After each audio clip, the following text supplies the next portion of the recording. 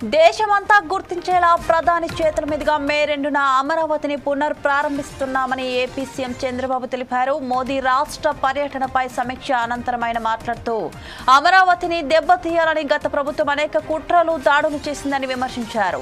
విధ్వంసం నుంచి వికాసం వైపు రాజధాని ప్రయాణం సాగుతుందన్నారు. అద్భుత రాజధానిని నిర్మించి విధ్వంసకారులకు గట్టి సమాధానం ఇస్తామని చెప్పారు. నా ఏపీ నా రాజధాని అని అందరూ చెప్పుకునేలా అమరావతి నిర్మాణం ఉంటుందని తెలిపారు.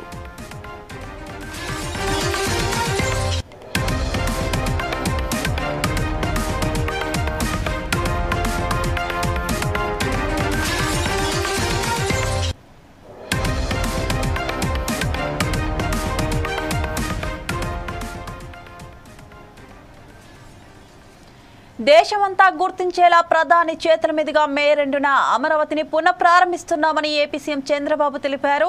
మోదీ రాష్ట్ర పర్యటనపై సమీక్ష అనంతరం ఆయన మాట్లాడుతూ అమరావతిని దెబ్బతీయాలని గత ప్రభుత్వం అనేక కుట్రలు దాడులు చేసిందని విమర్శించారు.